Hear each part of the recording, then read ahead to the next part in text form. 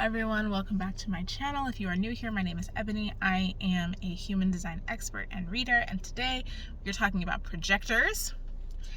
And I'm very excited because we are wrapping up this energy type, phase that I was in, because I really wanted to go back over the energy types and make sure you all were very, very clear on what they are. So now projectors is the last one. We've gone through all the energy types again.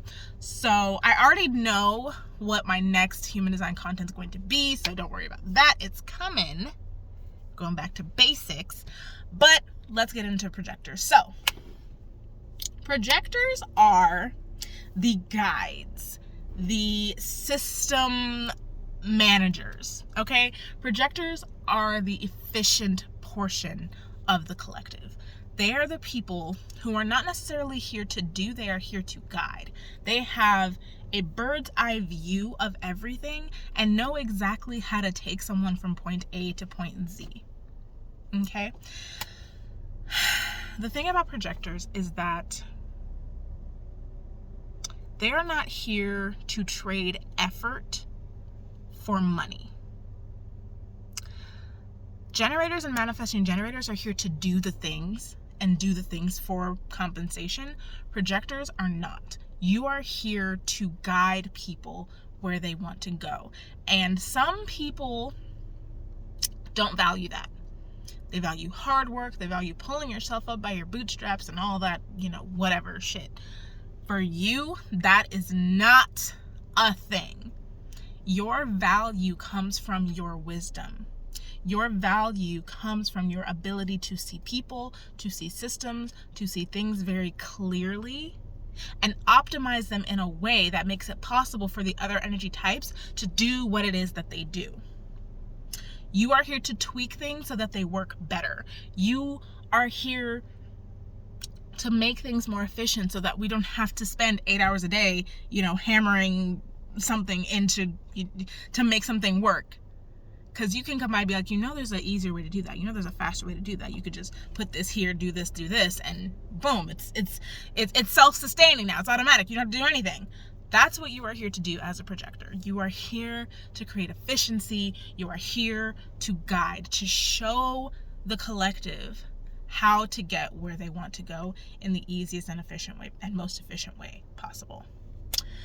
My coach has a really beautiful way of explaining the role of projectors. So imagine that you have a hallway, right? And this hallway has a bunch of doors. Like you're just walking down the hallway, there's a door here, door here, door here, door here, just a bunch of doors, right? Each door represents something that someone is here to do, right? And the generators and the manifesting generators and the manifestors sometimes are all standing at these doors trying to get in. They're banging on the door. They're trying to ram it with something. They're trying to pick the lock. They're trying to get into this door to do what it is that they need to do. They're putting out effort. They're trying to get the door open.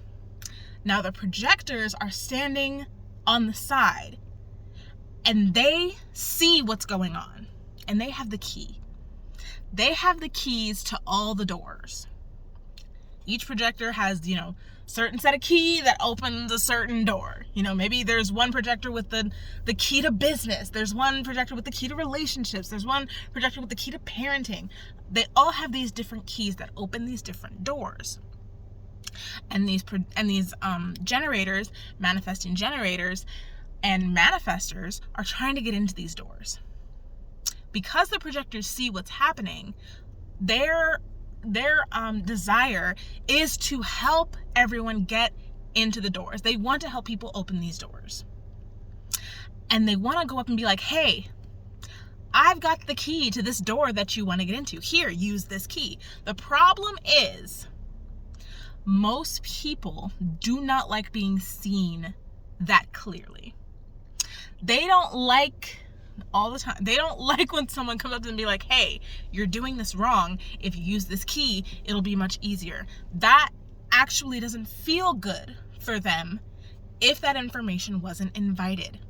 So when a projector goes up to someone and says, here, I have the key that'll open this door, you're doing it wrong, they're like, no, I don't need your key. I can figure it out on my own. I can do this myself. I don't need you. And the projector, who's only trying to help, who's trying to get them into the door, is like, why are you getting mad at me? Like, I'm giving you the key to the kingdom. And they're like, no, I want to do it on my own. I can do it myself. I don't need you. This is where projectors get pushed into their not self theme, because they are trying to force these people to take the key so that they can get into the door, but they're not waiting for the person to invite them to give them that key first. Now, let's talk about the strategy, because here we are. The projector strategy is to wait for the invitation. And the reason why this is so important is because as a projector, you see things and you see people very clearly. It's like if you're looking at someone and you have X-ray vision, it's like saying, hey, I can see your underwear. Yeah, I can see your pink underwear with the butterflies on them. Yeah, I see you. That can be very jarring for someone who has not invited you to see that underwear. Like what? Like what do you, like, could you not? Could you not? That's what it's like when you give your advice or wisdom to someone who has not invited it. It's like you're staring at their underwear. And they did not give you permission to look at their underwear, right? So invitations are a way of protecting your wisdom, protecting your advice, and protecting your physical energy. Oh my goodness. I just ate, so like, it's, anyway. Your wisdom, your advice is highly valuable because it came from your ability to see people, to see what they need, to see what they are doing wrong, and to see how they can get where they want to go. Because of your ability to do this, your wisdom is very valuable. Stop giving it to people who are not ready to be receptive to it. That's what you are doing when you don't wait for an invitation. You are throwing your pearls before swine. I think that's a Bible reference. But you are giving away all of your good advice to someone who is not going to appreciate it. And that is going to make you feel bitter. Now, what does an invitation look like? An invitation is someone explicitly saying to you that they want your advice. What is your opinion on this? Can you give me advice? What would you do in my situation? Anything along those lines is an invitation. Now, you can also ask for the invitation. Would you like my advice? Would you like to hear what I have to say? Would you like my opinion? You can ask for an invitation. That is perfectly fine. But you do not give away your good shit unless they explicitly say that they want it. Because if they do not, it's gonna bounce right off of them. It's gonna be like they're rubber and it's glue. Yeah, I think that's the analogy. Yes. So think of it that way. The work that you do, your wisdom, your advice, highly, highly, highly, highly valuable. You don't give it away to just anybody, and you don't just give it away all the time. There are specific qualifications that need to be met before you give your advice to anyone at any time for any reason. Okay? Now, we're going to go a little bit deeper into your not self theme because it's layered. Your bitterness can come from people not taking your advice, for sure.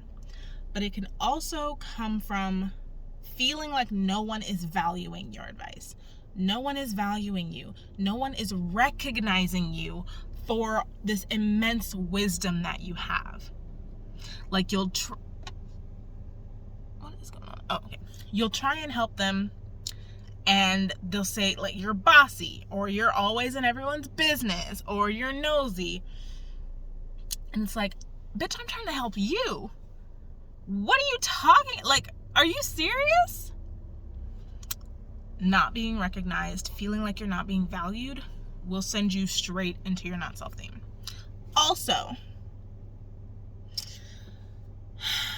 something else that can push you into bitterness is this feeling of resentment, or like resentment towards people who you feel like are getting the recognition that you deserve.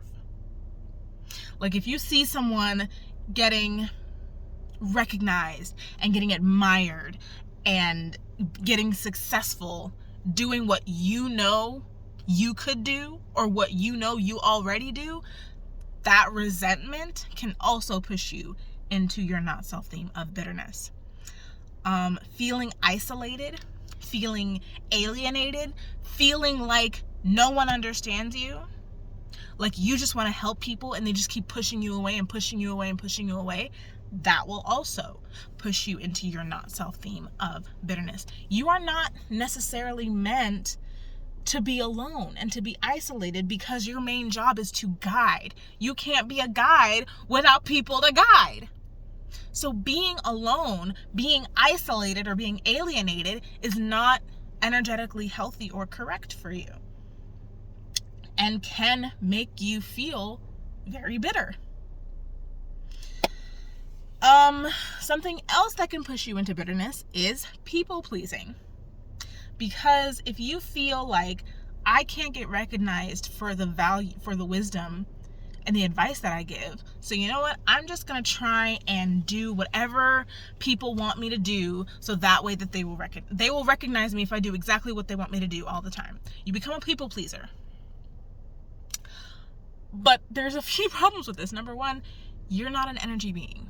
So that people pleasing is only gonna work for a very set amount of time, because you don't have the energy to be running back and forth doing all these things for other people. Number two, that recognition and that value that you're receiving from being a people pleaser is not going to be sustainable, because it's not actually what you're meant to be doing. You're meant to be guiding and giving advice and giving valuable insight, not picking up your best friend's dry cleaning and walking your auntie's dog and all this shit just because you want to feel valued and recognized. No. Your job is to guide. Your job is to see and to guide. But when you have fallen into this people-pleasing tendency because you want to be recognized for your value, you're going to be pushed into your not self theme, because you are not getting the recognition that you are supposed to be getting from your advice and from your wisdom. You're trying to force it by doing things that you think people will appreciate you for. Okay? So, now that we've talked about the not self theme, let's talk about the signature theme. The signature theme for projectors is the only signature theme that is not a feeling. Your signature theme is success. And the first thing that I want you to do, we're gonna get into the application part right now. The first thing that I want you to do is to, identify what does success look like for you. Like if you had the perfect picture of success, what would that look like for you? What would you be doing? How would you be guiding? Who would you be guiding? Get very clear on that, because every projector's version of success is different. What success looks like to you may not be what success looks like to another projector. Some projectors, being business consultant and living in a tiny house is success. For some projectors, they want to be working with multi-million-dollar industries and, creating charities and things like that. Two different ideas of success. So what does yours look like? Okay? Get very clear on that. Success comes from being recognized for your gifts, for your talents, for your advice. People taking your advice and wisdom and using it in a way that it gets them where they want to be. Seeing other people succeed because of what you told them is success for you. Being recognized for the role that you played in their success is success for you. Valuing yourself and seeing other people value you in the way that you value you is success. You are seen and valued by your community. That is success for you as a projector. People seeing you, people valuing you, people recognizing you. But you have to give them something to recognize, but only after they have invited you to do so. So, my prescription for projectors is very specific. Number one, begin valuing yourself. Because if you don't value your advice, if you don't value your wisdom, nobody else is going to. I'm sorry. I'm not going to place more value in your abilities than you do. I can't. You have to go first when it comes to your own value. Number two, find and hone your zone of genius. Every projector has a zone of genius. That thing that you are naturally good at, that thing you could talk about all day, every day. That's your zone of genius. You need to be taking conscious time every single day to learn about it, to work with it, to understand it more.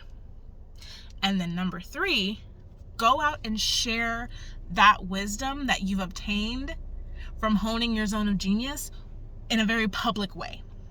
That could be a YouTube channel. That could be a podcast. Maybe you do TikTok. Maybe you do Instagram. Some public way. Share what you know. Share what you have learned. Share your wisdom. Because people are going to find you. And when they find you, they are going to ask for more of your wisdom. They are going to invite you to guide them personally. But they can't do that if they don't know that you exist. If they don't know that you are talking about the very thing that they need help with. So projectors, in my opinion, are the ones that need to be showcasing their abilities very publicly, very consistently, and frequently. Because what is a guide without people to guide? And the way that you find people to guide, the way that you get those invitations is by showcasing what you are knowledgeable about. So, I hope that made sense. I hope that made sense. And that is all that I have for projectors. And I'm very excited for this next phase of content because I'm just very excited. So, I will see you all in the next video.